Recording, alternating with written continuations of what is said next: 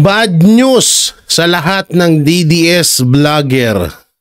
Ito po ang kalagayan na updated po sa kalagayan ni Pangulong Duterte. Kagaya nung sinabi ko nung nakaraan, walang ibang sisisihin dito kundi si Marcos Jr. lamang at ang mga kasamahan niya na nag-kidnap kay Pangulong Duterte at dalhin sa dahig. So ngayon nga ay dumadanas po ng depression at matinding sakit etong si Pangulong Rodrigo Roa Duterte dahil sa kagagawan ni Marcos Jr. So para lubos nyo pong maunawaan, ito po panoorin po natin ng komento at video ni Atty. Harry Roque at ni Senator Bato de la Rosa. So ito po. Magandang araw sa inyong lahat ha.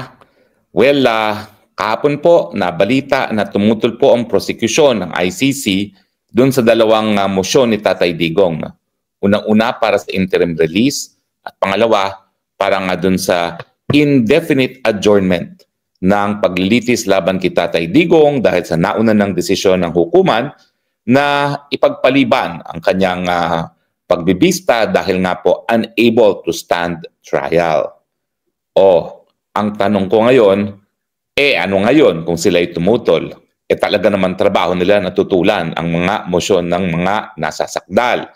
So wag kayo masyado maabala po sa pagtututol ng prosecution dahil pag hindi naman sila tumutol, ay para sila yung mga pabaya sa kanilang mga trabaho. No? Unang-una, pag-usapan po natin yung pagtutol sa interim release. Well, sa akin po, parang wala ng opsyon ng hukuman. Kasi nagdesisyon ng hukuman eh. Nagdesisyon na ang hukuman na unable to stand trial ng Tatay Digong. So ano pang gagawin nila? Hindi naman po pwede na habang hindi nakakayanin na harapin ni Tatay Digong ang pagliliti sa kanya, ay nakakulong pa rin siya indefinitely. Yan po ay parusa na wala pang desisyon na siya ay nagkasala. Ang aking kinatatakot nga po is maski mag-grant ang interim release, baka walang tumanggap sa kanya at masapit niya ang kapalaran gaya nitong si Kaguba na hanggang ngayon, maski wala na sa tamang pag-iisip dahil meron na siyang demensya at meron na siyang Alzheimer's, ay nakakulong pa rin. Para bagang parusang panghabang buhay na nakakulong dahil lamang sa walang bansa na nais tumanggap sa kanya, sa kanyang interim release, at hindi rin siya tinatanggap ng kanyang inang bayan na bansang Rwanda. So sa akin, ano pang gagawin ng hukuman? Hindi na maintindihan nung akusado kung ano yung paratang sa kanya, at dahil hindi nga niya maintindihan, wala na siyang sapat na kakayahan para maintindihan ang mga paratang sa kanya, wala na rin siyang sapat na pamamaraan para magkaroon ng depensa. So sa akin po, miski sabihin nyo na flight risk, miski sabihin ninyo na si Inday Sara ay hindi kinikilala ang jurisdiksyon ng hukuman at nagbiro pa raw na itatakasan niya ang tatay niya, lahat po yan baliwala dahil ang katunayan, habang hindi kakayanin na humarap sa paglilitis ang isang akusado, hindi po pwedeng ikulong. Kaya nga po, di ba, ang aking pagkakaiba kay Kaufman ay hindi ko lang hihingin ng indefinite adjournment, ang hihingin ko, outright dismissal of the case. Pero isa-isahin din natin yung mga sinabi ng prosecution. Una-una, sabi niya ay flight risk. Limot-limot na nga, paano naman magiging flight risk yan? Paano niya paplanuhin ang kanyang pagpapatakas sa kulungan? Limot-limot na nga siya. Baka sabihin niya ngayon, tatakas ako tapos maya-maya makalimutan na niya. Ano nga bang gagawin ko? Di ba? Ganyan naman ang anyo ng limot-limot. Ako po kasi nag-alaga ng nanay at ng tiya na talagang limot-limot bago pumanaw. Sa totoo lang po, alam ko na bago pa napadala dito sa dahig si Tatay Digong, limot-limot na siya. Bakit po? Kasi pag kami nag-uusap sa telepono, pareho po ng pareho ang kanyang nais pag-usapan. Para bagang hindi niya naalala na nasabi niya yun sa akin. So sa akin, day one pa lang po ng paglilitis, alam ko na limot-limot. Sinabi rin po yan na hindi ko lang yan sinabi rin niya ng mga kapamilya ni Tatay Digong. Kaya nga nung kauna-unahang araw ng pagdinig dito sa Dahig, nais nilang iparating na kaagad sa hukuman yan. Hysterical po si Ma'am Hanilet at saka talagang insistent si BP Sara na maparating yan sa hukuman. Ang naging desisyon naman ng lead counsel, nakausap naman daw niya at hindi po pwedeng sabihin na limot-limot dahil mukhang naiintindihan niya yung mga proceedings. Pero sa katunayan po, either mabilis na lumalayan or sa mulat-mula po talaga, talagang medyo matindi na yung problema sa pagiging limot-limot. Ang problema kasi, ako anekdota lang, kwento lang ang sa akin. Hindi naman ako doktor, so wala akong kakayahan na mag-gauge, no? Pero day one pa lang po, alam na po yan. Yung pagiging limot-limot ni Tatay Digong at yun nga po, no? Ang nakakalungkot, 6 months later, yan din po ang dahilan para matigil nga ang proceeding sa kanya. Sana hindi na siya nakulong ng 6 na buwan, no? Pero yun nga po, so paano siya makakapagplano ng kanyang pagtatakas, baka makalimutan niya na nagplano siya na tumakas. Talaga naman itong mga prosecution ng ICC, no? O pangalawa, hindi raw kinikilala ng pamilya yung jurisdiction ng ICC. Ano ngayon kung hindi nila kinikilala? Talaga namang nalabag ang Article 59 ng ICC. Gusto mong bang sabihin na maski merong paglabag sa mandatory provision ng ICC, yan ay dahilan para hindi siya mabigyan ng interim release?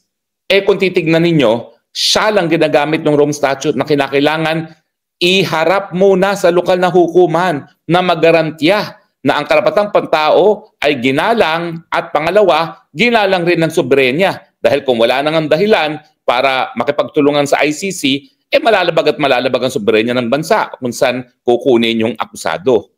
O ayan, anong sama kung sasabihin mo talagang hindi nasunod ang Article 59 and therefore yan ay kidnapping? Totoo naman, hindi dapat yan maging dahilan para tutulan ng interim release.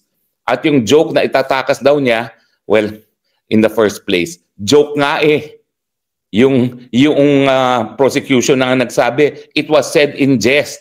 O nagbibiro, bakit mo ngayon gagamitin yan dahilan para hindi magkaroon ng interim release? Now, sinasabi rin nila na influential pa raw si BP Sara dahil Vice President sa Pilipinas. Talaga namang mangmang sila sa politika ng Pilipinas. Hindi nila alam na sa mulat-mula, at least mula nung 2024, talagang halos wala nang kapangyarihan si Inday Sara. Nakita nyo naman kung paano linapastangan yung kanyang chief of staff ng Quad Committee. Nakita nyo naman kung paano nakidnap ang sarili niyang ama. Kung may kapangyarihan pa ang BP Sara bilang Vice President, sana nakapasok na lang siya doon sa Villamor Air Base nang natigil yung pangingidnap sa kanyang ama. Dahil hindi man lang siya nakapasok, yan po ay patunay na mayroon lang siyang titulo pero binabaliwala ang kanyang titulo at ang kapangyarihan ng kanyang opisina ng mga liderato sa Pilipinas. Kasama na ang kapulisan na talaga namang lantaran ng pagbabastos kay Inday Sara nung panahon nga na pilit nilang linilipat yung kanyang chief of staff na si Laika Lopez at saka sa Villamor dahil hindi nga siya pinapasok. Hindi ba pagbabastos yun? Sa pangalawang pinakamataas na opisyalis ng bayan na hindi man lang pinapasok doon sa holding facility kung nasaan naroon ang ama ni Inday Sara Duterte. So sa akin, wala pong saysay yung mga sinasabi ng ICC prosecutor kung bakit sila tumututo sa interim release, pero ang pinakamalakas na argumento, wala na. Nagdesisyon na ang hukuman. Hindi kayang harapin ang paglilitis at kapag siya ay pinatuloy na ikulong, yan po ay cruel, unjust, and arbitrary detention, which is a form of punishment na hindi dapat ipataw dahil hindi pa napapatunayan ang pagkakasala ni Tatay Digong. Now, yung pangalawa naman na tinutulan din nila yung indefinite. Okay, ano nga ba ang tawag dun sa sinabi nila? Kasi dyan nga kami hindi mag-agree na naman ni Kaufman. Ang hinihingi niya ay indefinite. Dali ano nga ba yun? Para hindi ako magkamali. Okay, indefinite adjournment. Okay, kapag indefinite adjournment, ulitin ko po, tuloy pa rin ang kaso. Akusado pa rin si Tatay Digong. Kung siya'y makakalabas ng kulungan, it is because of the interim release. Pero dahil nga sa sinabi ko sa inyo, yan po ay hindi po pwede sa Pilipinas unless, gaya ng sinasabi ni Kaufman, payagan ni Marcos, na ang sinasabi ko naman ay hindi papayag si Tatay Digong. Whether or not siya'y limot-limot, ay sigurado po ako, babalik ang kanyang tamang pag-iisip kapag sinabi na, huy, uuwi ka sa Pilipinas dahil napapayag namin si Marcos. Ay naku po, hindi papayag po dyan si Tatay Digong dahil hindi siya tatanaw ng utang na loob dyan sa mga Marcoses na ni minsan na hindi niya sinuportahan dahil alam naman niya talaga na weak leader yung Marcos na yan. Now, anong dahilan nila? Well, kasi daw, kukuha sila ng sarili nilang dalubhasa. So kung papansinin niyo po, hindi kasi po pwede na yung mga prosecutor at mga abogado na wala namang alam sa siyensya ang siya magsasabi na kaya niyang harapin ang paglilitis laban sa kanya. Kinakailangan kumuha sila ng sarili nilang eksperto at bahala na ang korte magdesisyon kung sino ang mas papaniwalaan sa dalawang eksperto. Pero pansinin niyo po sa order ng hukuman na ipinagpaliban ang confirmation of charges, hindi ang depensa ang naghain ng eksperto na nagsabi na hindi na kaya ni Tatay Digong harapin ang kanyang ang mga paratang laban sa kanya. Ito po ay isang eksperto na kinuha mismo ng detention facility. So ibig sabihin, hindi po binayaran ni Tatay Digong yung eksperto para sabihin na unable to stand trial na siya. Ang humingi ng ganyang opinion, yung detention facility mismo. So bakit hindi naman paniniwalaan yan ng hukuman? At sa katunayan, itong dahilan kung bakit pinaniwalaan at ipinagpaliban na nga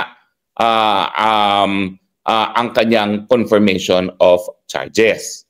Well, asahan na lang natin siyempre na ang magiging tingin ng hukuman doon sa eksperto ng prosecution na babayaran ng prosecution para kontrahin ang naging opinion ng naunang dalubhasa ay bias. Dahil in the first place, ang kumuha dyan ay prosecution. Ang kumuha naman doon sa eksperto na nagsabing di na kaya ni Tatay Digong ay ang detention facility mismo. Kasi siyempre, alam naman ng detention facility kung paano asta ni Tatay Digong at miski naman tayo doon sa mga briefing na mga mahal niya sa buhay na dumadalaw sa kanya, paminsan-minsan, lumalabas ang katotohanan na hindi niya alam o nakalimutan niya na Vice President na si Inday Sara, akala niya mayor pa rin, o akala niya bata pa rin si Kitty, hindi niya alam, 21 years old na, yung mga ganung bagay. So siyempre, napapansin din niya ng detention facility dahil trabaho nila na bantayan yung kanilang mga nakadetene. Lalong-lalo na yung mga 80 anyos na meron ng mga kapansanan. Hindi ko nga alam kung sinasabi talaga ng detention facility ang lahat ng nangyayari kay Tatay Digong. Sana naman sinasabi nila, no? Pero ako nakakakalap akong impormasyon na maraming mga bagay-bagay na hindi isinasa publiko. Siguro ayaw rin ng pamilya, pero yung aking mga informante nagtataka rin kung sinasabi mismo ng detention facility sa pamilya ang mga pangyayari o mga nangyayari kay Tatay Digong. Diba? Alam nyo, maraming hindi tama dito sa patakaran ng ICC detention facility. Kayo ba'y naniniwala na ang pwede lang bumisita ay mga kapamilya lamang?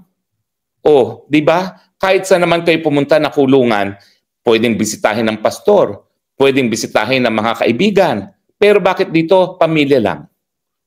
Merong something is wrong with the system kung totoo yan. Bagamat ang duda ko talaga, talagang ang lead counsel ang nagdedetermine kung sino. Bakit? Kasi meron akong kasulatan na ganyan in writing from the detention facility. Kaya, from the very beginning, hindi ko nakita si Tatay Digong. Kasi ang sagot sa akin, hindi ako pinayagan ng lead counsel. So, maraming mga bagay-bagay na hindi natin alam kung talagang polisiya ng detention facility or polisiya ng ibang tao. No? Pero, itong pagkuha ng eksperto, ang kumuha na detention facility kasi kita na nila na parang merong diferensya sa paningin o sa perception ni Tatay Digong. Siguro nakakalimutan na nga kung anong araw. Siguro nakakalimutan na uminom ng gamot. Siguro hindi na alam kung anong gagawin pang araw-araw. Siguro nagtatanong na sinong bibisita, baka hindi na niya maalala. Kaya sila na ang kumuha ng dalubhasa para ma-examine ang kondisyon ni Tatay Digong dahil pag may nangyari kay Tatay Digong, syempre, sagot nila yan. So wag po kayo mag-alala maski tumututol ang prosecution, trabaho po nilang tumutol yan. Pag hindi sila tumutol, sila ay pabaya sa kanilang trabaho. Pero unang-una, pagdating sa interim release, malabo na pong mapakinggan yan. Dahil nga po, nagkaroon na ng desisyon, naunang desisyon ng hukuman na sumasang-ayon sa opinyon ng isang dalubhasa na hindi binayaran ni Tatay Digong na hindi na niya kayang humarap diyan po sa paglilitis na yan. At siyempre, pagdating naman sa interim release, dahil nga wala na siyang kakayahan humarap, kapag siya'y patuloy pang kinulong, despite the fact na hindi na nga magtutuloy ang kanyang paglilitis dahil hindi na kayang harapin yan, siyempre po, yan po ay magiging napakalaking paglabag sa karapatang pantao dahil that will be parang pagkakakulong na parang nagkasala na sa bagamat hindi pa po nagkakaroon ng paglilitis at hindi pa napapatunayan ang kanyang pagkakasala dahil sang-ayon po sa karapatang pantao at doon na rin, sang-ayon na rin sa Rome Statute, lahat naman po ng akusado ay merong presumption of innocence. So ang aking position po, I am of the view that the opposition to the interim release will not be entertained by the court if only because there's been a prior finding that the president is unable and fit to stand trial and therefore his continued detention would amount to a violation of his right and would therefore amount to a punishment without a prior judgment of conviction. Likewise, the prosecution's motion to oppose the indefinite ano ba yun? Indefinite I have to be precise, okay? Indefinite adjournment of proceedings, although expected, will probably not be entertained by the court because the determination that he is unfit to stand trial was made by an expert, which was retained by the detention facility and not paid for by the accused, Rodrigo Roa Duterte. So wag po tayo mag-alala, yung aking paninindigan na magkakaroon po ng interim release at ang aking pagkakaiba lang, mas gusto ko nang mag-move for complete dismissal of the case. Kasi pag naging permanente naman po, yung inability to stand trial, talagang malalabag naman po ang karapatang pantao ni Tatay Digong at kinakailangan tuluyan ng madismiss ang kaso nang sa ganun, siya'y makauwi sa Pilipinas nang walang utang na loob. Live na po tayo sa DWIC, Hello Channel 23. Sen? Yes, good morning John at Judith at sa ating mga taga-subaybay. Good morning po sa ating lahat. Morning Apo. po. Maraming salamat po sa pagkakataon, Senator De La Rosa, na makamusta po kayo at muling makahingi ng mga reaksyon ninyo sa mga naglalakihang balita na ikangay sumasalubong sa atin sa bawat araw. Pero bago yan, kamustahin ko po muna kayo, Senator De La Rosa, sa inyong bagong pwesto ngayon. From being chairman ng ilang committee, na relegate po kayo, sorry to say this, na nasa majority group kayo after ng Rigudon sa mataas na kapulungan. Kamusta na po kayo, Senator? Okay lang, John. Tanggap naman natin yan. No? That's a reality in the Senate. Anytime, magkakaroon ng change of leadership. So, if you don't belong to the majority, automatically you become to the minority. You become a member of the minority bloc. So, ito ngayon, being a member of the minority bloc, yun lang. We have to fiscalize everything. Kasi yaman talaga ang role ng minority, no? Fiscalizer yan sa Senado. So, yun po ang ating gagampanan ngayon. And medyo hinay-hinay mo na sa lakad. Mukhang nag-exercise ka.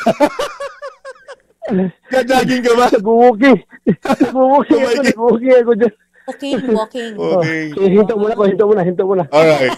Hinto muna kasi baka isipin ng mga nakikinig sa atin Iba ang dating ng ano mo dahil hinihingal ka Anyway. Ayan. Okay na, Sen? Ikaw ha. Excited yung iniisip mo Hindi naman, Sen. Hindi naman. Babae itong kasama natin, Sen. Excited. Biro lang. Anyway. After mapunta sa minority group, ano na po ang mga aktibidad ninyo Ngayong nagpapatuloy po pa rin kasi ng mga investigasyon kaugnay dito sa maanomalyang flood control project. Ano na po ang galaw ninyo? Dahil nga sinasabi nyo, fiscalizer. So tuloy pa rin ang ikangay buga at laban ng mga senador kahit nasa minority. Yes, tuloy pa rin. Hindi naman natatanggal lang yung power mo sa chairmanship ng committee, no? Hindi ka na chairman, pero still, being a member of the Senate, you can participate in all the discussions, all the investigations that are taking place sa Senado. So, lahat yan, yung ghost project, yung flood control, tutuloy-tuloy na ating tayo participate dyan.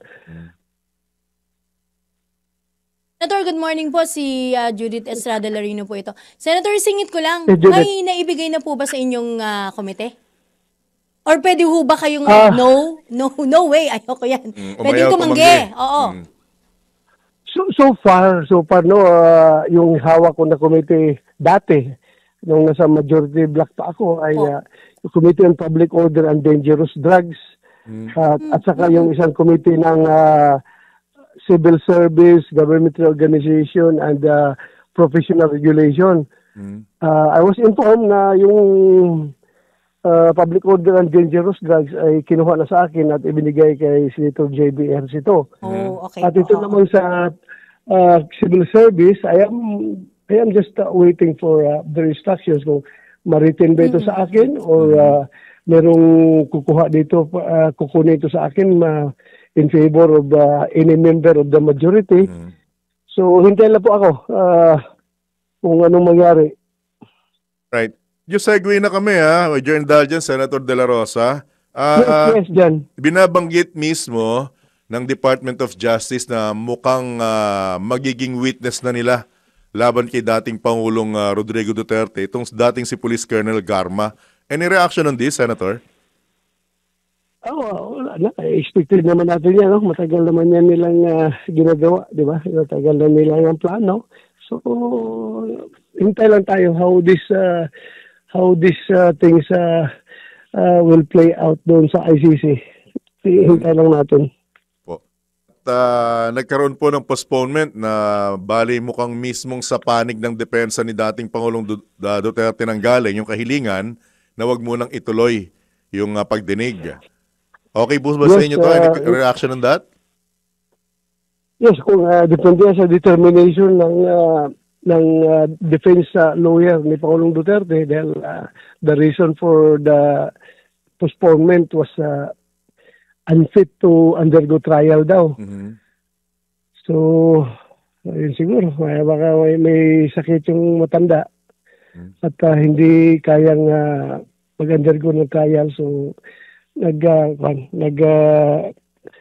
request yung defense lawyer na i-reschedule muna to a later date dahil siguro nga baka may problema sa health si Pangulong Duterte. Opo. Pero mukhang may conflict sa kahilingan ni Attorney Kaufman dahil ipinalo up niya na humiling siya ng interim release at pabalikin sa Pilipinas. Di ba parang kung hindi ka fit humarap sa pagdinig, di ba mas mahirap kang ibiyahe ng eroplano, Senator De La Rosa? Ano po tingin niyo doon? Wala pang problema yung biyahe kasi matulog ka lang naman sa aeroplano, hindi ka mag-iisip noon. Yan lang. Pero pag mag-trial, you will be bombarded with direct and cross examinations. So, stressful talaga. Mas stressful ang trial kaysa magbiyahe. Nakahiga ka lang naman. Lalo na kung doon ka sa yung business class. Pwede ka pa mahiga doon. Matulog. Makapag-relax pa, Senator. Kapag relax, opo. Sen, pakidescribe mo nga sa akin ano itsura ng business class. Pwede kang humiga. Pwede kang humiga yung makita mo naman yan sa mga post sa Facebook, no? Kasi nung muling bumiyahe ko na 13 hours, hirap na hirap ako kasi hindi ko man lang ma-stress yung paa ko eh. Kasi sa maikling lang ako napasakay. Anyway, So ano ina-expect natin, balik ulit ako sa Senado with your indulgence, Senator De La Rosa, ano ina-expect natin sa mga susunod na araw kung masusundan pa itong mga pagdinig na to at yung mga bagay na tinatalakay nyo, nga pala, mukhang may tendency ibalik o buhayin yung impeachment laban kay VP Sara. Any comment on this, Senator De La Rosa? Wala na yan. Nasa plano na nila yan talaga. Tutuloy nila yan. So, we are expecting na i-refile nila yan next year. Sige lang, tingnan natin. Tingnan natin kung anong mangyari. Alright. Meron pa po ba kayong pagkakataon na nakausap ang ama at itong mga magkakapatid na Duterte sa mga nangyayari ngayon, Senator De La Rosa? Wala kaming napag-usapan, no? At si President Duterte mahirap makausap dahil maraming restrictions daw doon sa loob. Hindi nga makapasok kung hindi ka yung family member, no? So, kibalita lang tayo kung anong ibabalita ng mga nandoon sa dahig. Yun lang ang ating nasasagap na informasyon. Yung bang huling pagpunta nyo doon, hindi kayo nagkaroon ng pagkakataon na makapag-usap ng personal, Sen? Sino? Ano? Nung nagpunta kayo sa dahig, nakapag-personal kayong usap ng dating Pangulo at kung nagkaroon man, ano po ang mga bilin niya? Pangayag niya? Hindi ba ako nagpunta ng dahig dyan? Hindi ako nagpunta ng dahig. Okay, sorry. Oo. Kala ko nakasingit kayo papuntang dahig before pala. Right? Wala, hindi ako nakapunta. Wala ka bang planong mag-business class papuntang Hague?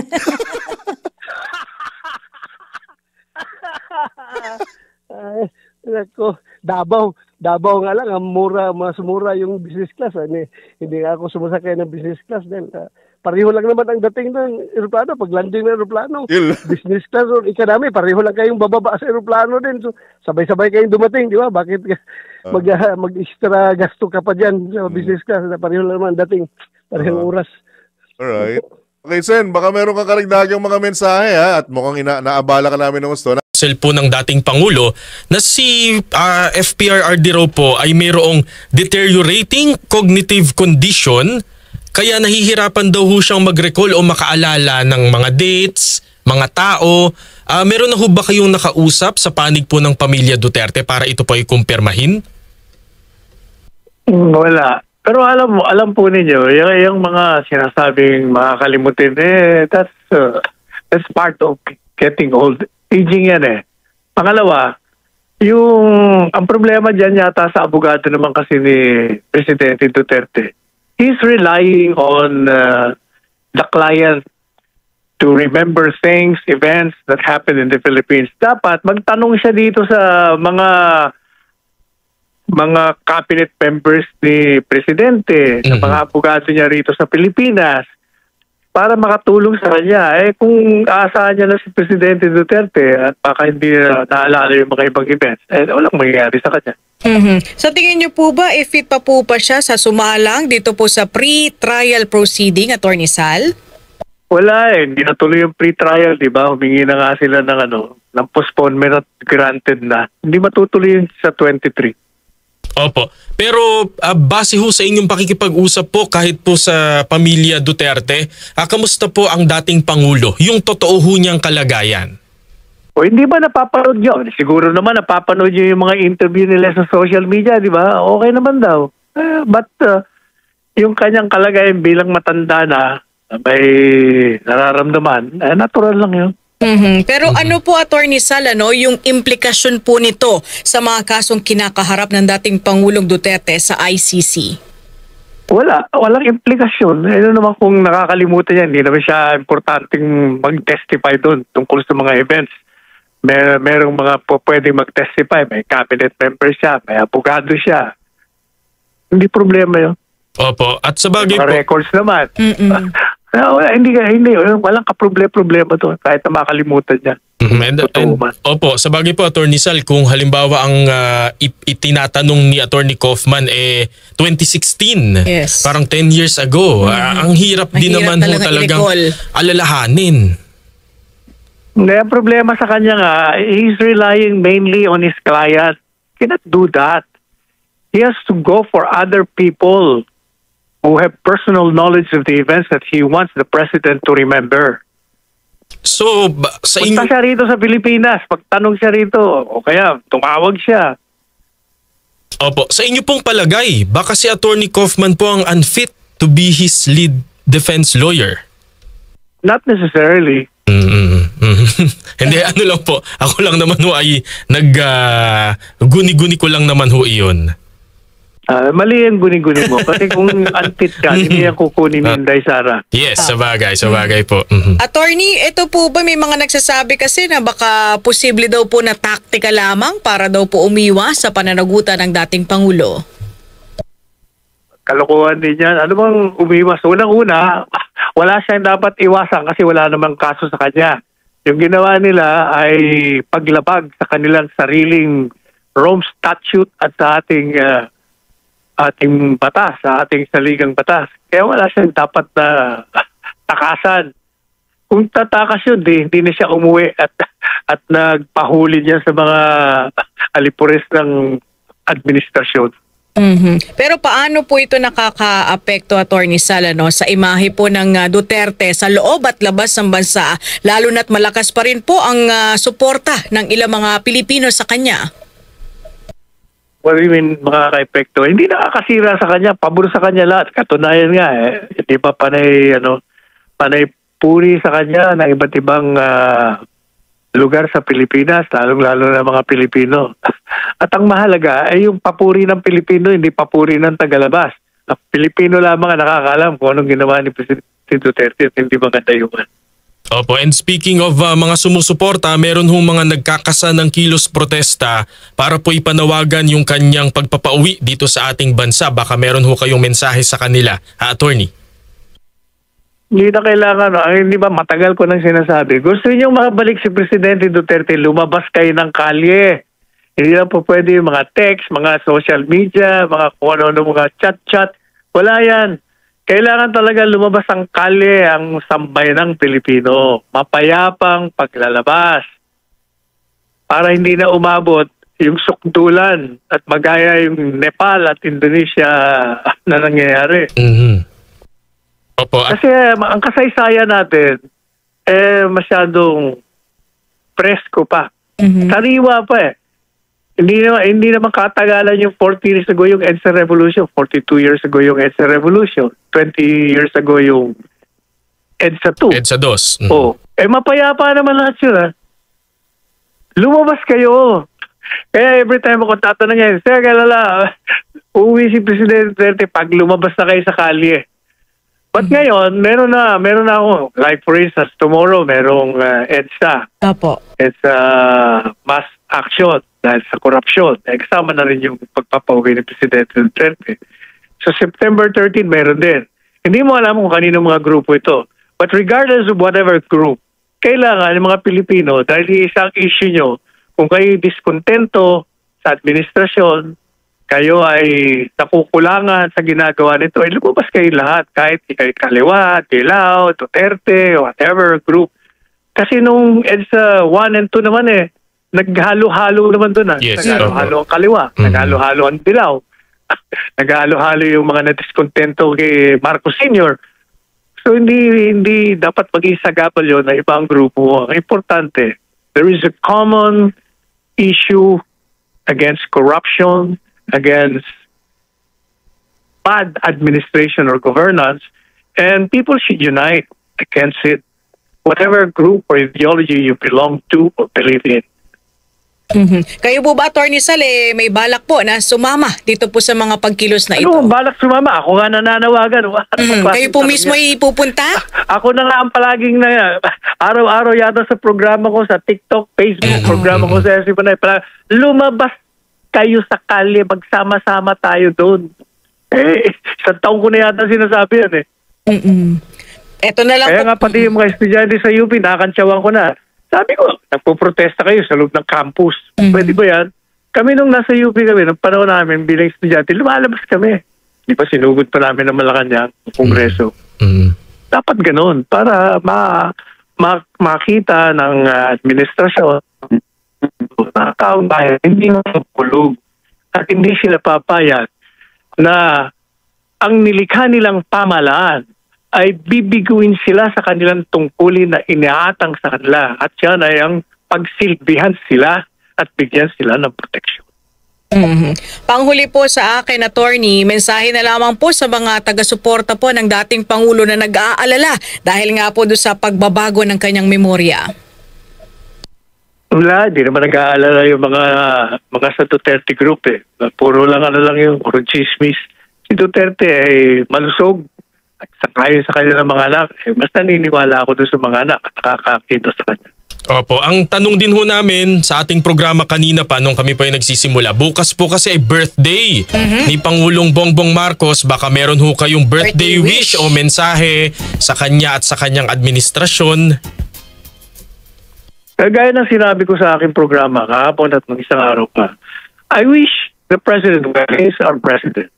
And I wish that he be blessed and be graced with enlightenment para makita niya ang mga kamalian na nung gusto na, inamin niya na diskontento ang tao.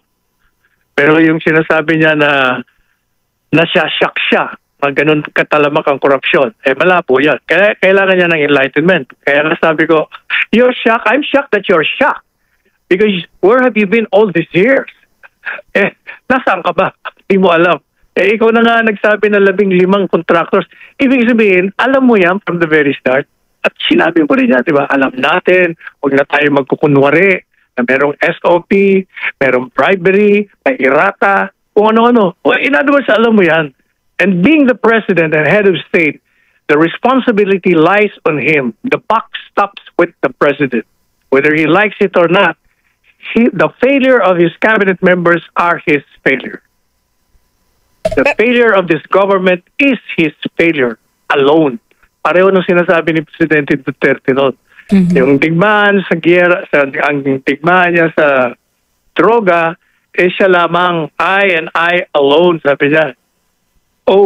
Responsible or is responsible for this.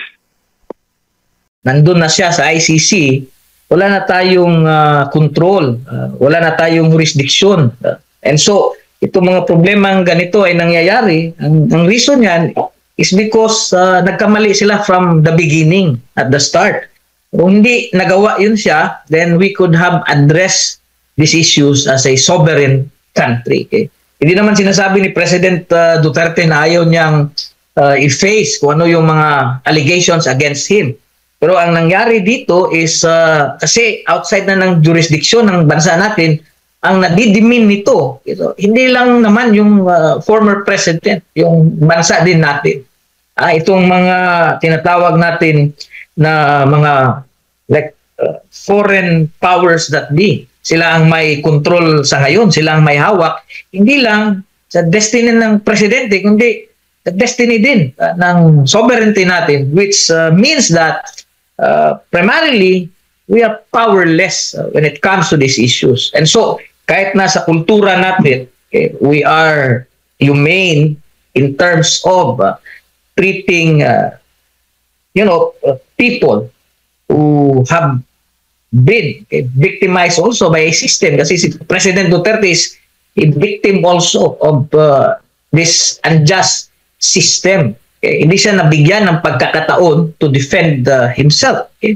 So, for that reason, sa tingin ko, lalong umiigting yung sentimento ng mga tao at mas nakikita nila yung legacy and sacrifice ni President Duterte in order to pursue the common good, especially dito sa Mindanao. Ano man ang mangyari sa former president, his legacy has remained intact.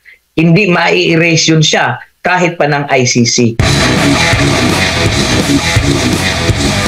Former President Rodrigo Duterte na komisyon, Presidential Anti-Corruption Commission, PACC, na unang ibinasura sa pamamagitan ng Executive Order number 1 ni Presidente Bongbong Marcos Jr. Tapos ngayon, meron na namang itinatag na Independent commission. Sa tingin nyo po, nasaan na tayo doon sa... Kasi naririnig din natin ito sa mga nakaupo ngayon sa posisyon.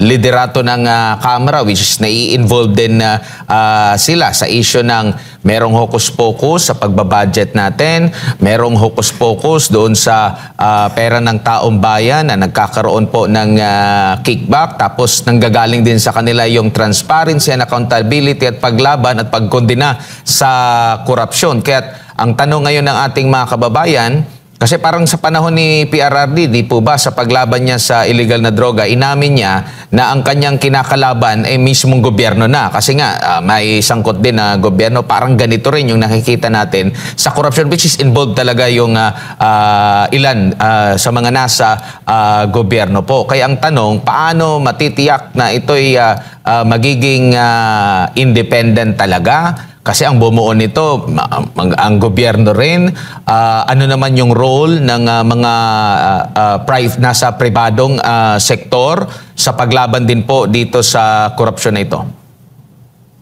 Well, yung score natin sa Transparency International is 33/100.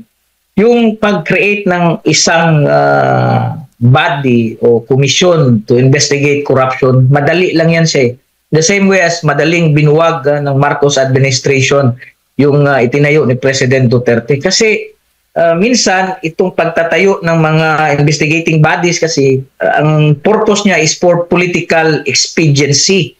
So meaning to say, it serves the interest, for instance, of a particular administration.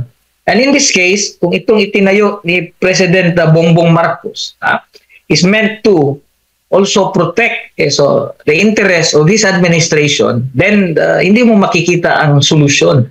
Kasi ang pag-address sa isang bagay na systemic dapat institutional. So meaning to say, hindi dapat na ang isang politician on the basis of political expediency, bubuwagin niya kasi hindi siya ang nagtayo. Okay?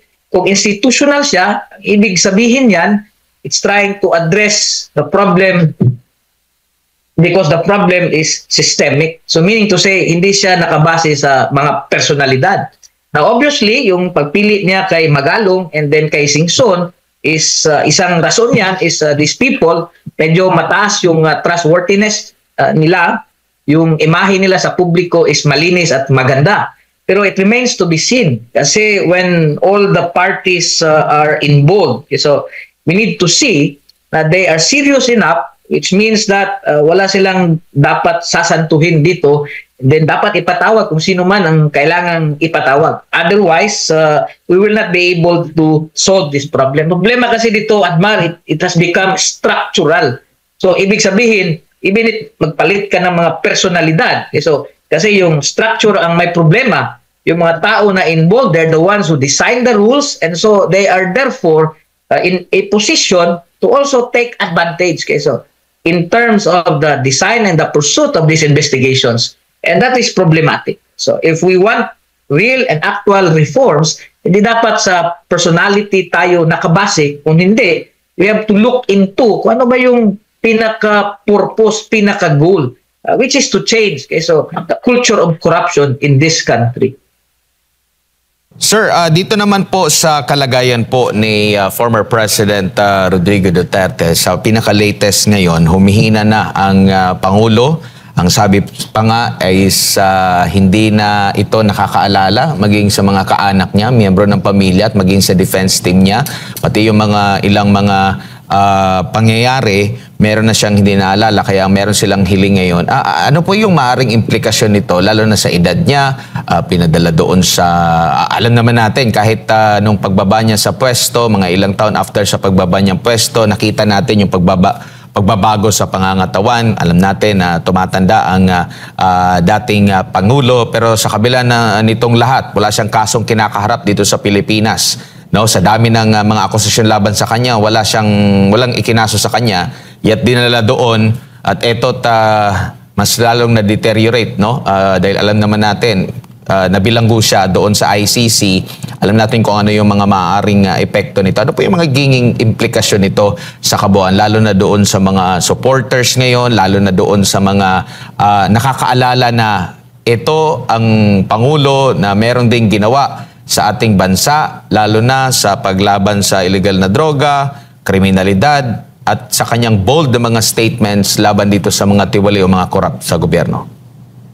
Well, unang-una, Admar, mali yung pag-render sa kanya doon sa ICC.